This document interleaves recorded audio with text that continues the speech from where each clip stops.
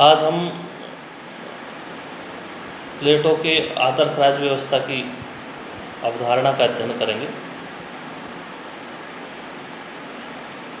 प्लेटो ने अपने ग्रंथ द रिपब्लिक में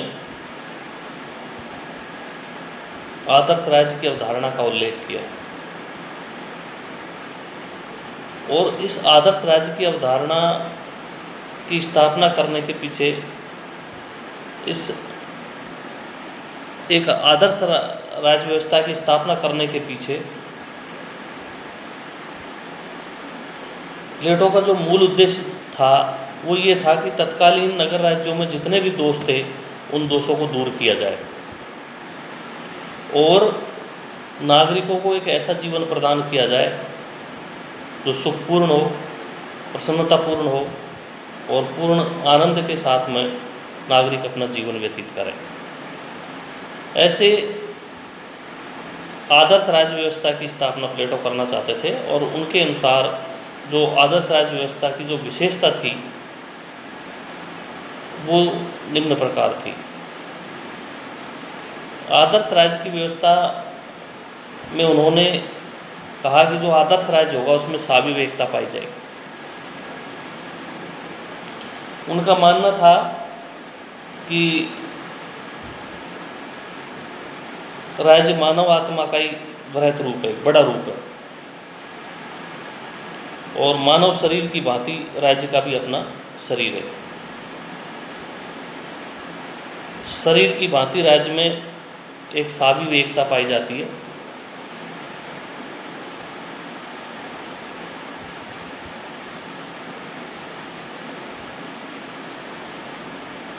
और आदर्श राज्य में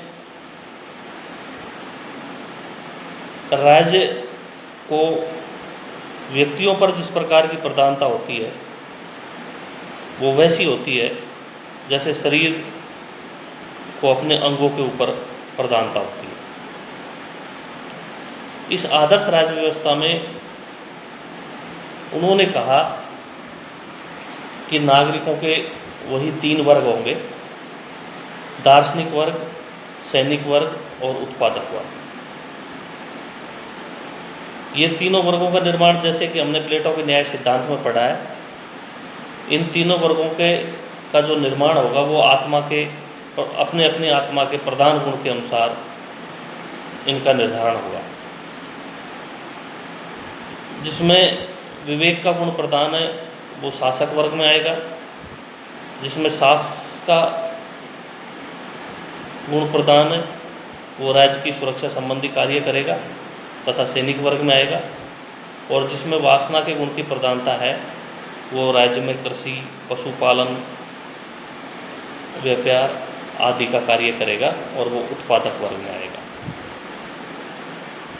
इस आदर्श राज्य में सर्वोच्च स्थान दार्शनिक राजा को प्राप्त होगा। नंबर 3,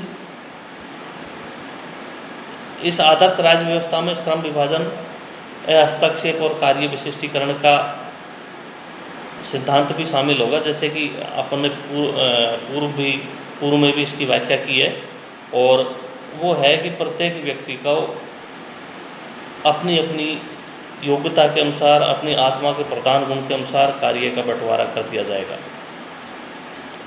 प्रत्येक नागरिक एक दूसरे के कार्य में कोई हस्तक्षेप नहीं करेगा।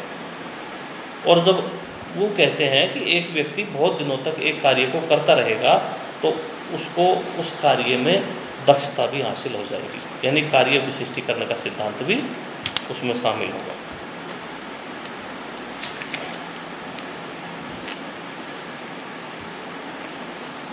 इस आदर्श राज्य व्यवस्था में न्याय व्यवस्था होगी,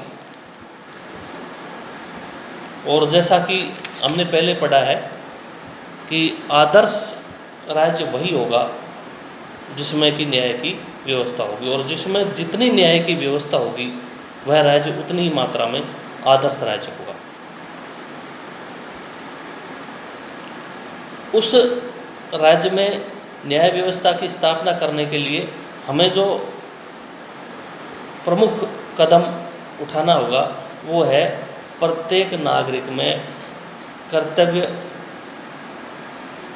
पालन की भावना का विकास करना।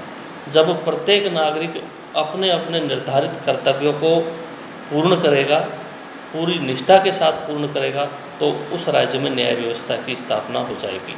और जब उस राज्य में न्याय व्यवस्था की स्थापना हो जाएगी तो वह राज्य आदर्श राज्य बन जाएगा। तीनों जो वर्ग होंगे उनमें उचित तालमेल और संतुलन रहेगा।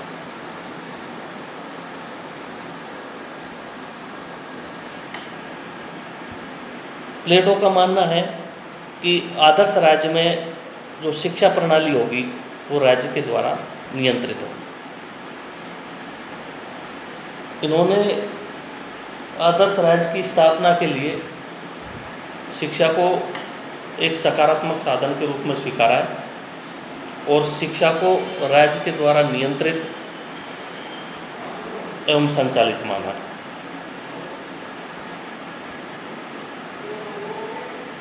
लेकिन प्लेटो ने अपने आदर्श राज्य में जो शिक्षा की व्यवस्था है वो केवल दार्शनिक वर्ग व सैनिक वर्ग के लिए ही शिक्षा की व्यवस्था की है, उत्पादक वर्ग को शिक्षा से वंचित रखा है। साम्यवाद की स्थापना। प्लेटो अपने आदर्श राज्य में साम्यवाद की स्थापना करना चाहता है, अर्थात वो मानता है कि जब राज्य आदर्श तभी होगा तब उसमें साम्यवाद भी होगा। इस साम्यवाद की स्थापना के पीछे उनका ये महत्वपूर्ण उद्देश्य था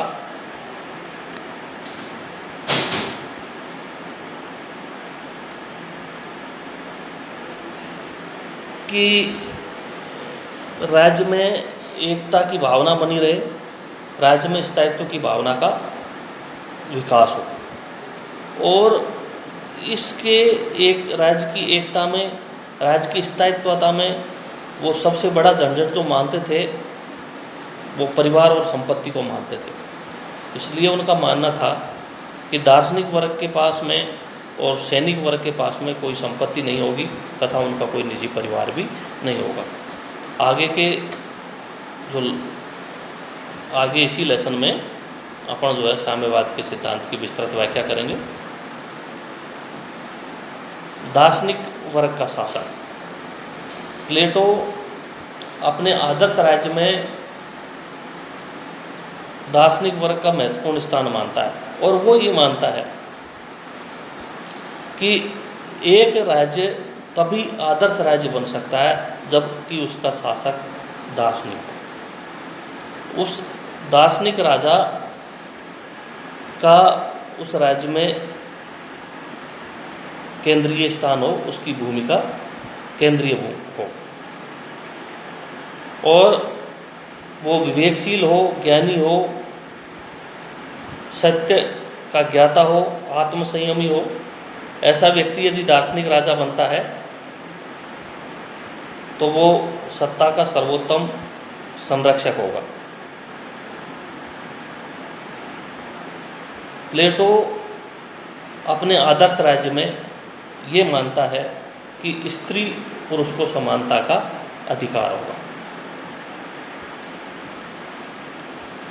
उनका मानना था कि स्त्रियां पुरुषों के समान प्रतिभाशाली होती है, शक्ति एवं उनकी कार्य क्षमता पुरुषों के समान होती है। इसलिए राज्य में स्त्री और पुरुष दोनों को सार्वजनिक जीवन में समान रूप से भाग लेने का अधिकार होना चाहिए। अपने आदर्श राज्य में प्लेटो कहता है कि कला एवं साहित्य पर राज्य का नियंत्रण होगा, क्योंकि उनका मानना था, प्लेटो का कहना था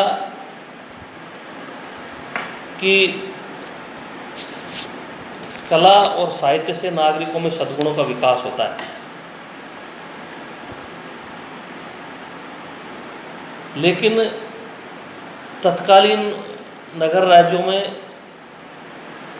जो कला व साहित्य की स्वतंत्रता के नाम पर नागरिकों को जो वातावरण दिया जा रहा था वो अनैतिकता को बढ़ाने वाला था। इसलिए उन्होंने ये माना कि कला एवं साहित्य पर राज्य का नियंत्रण होना चाहिए।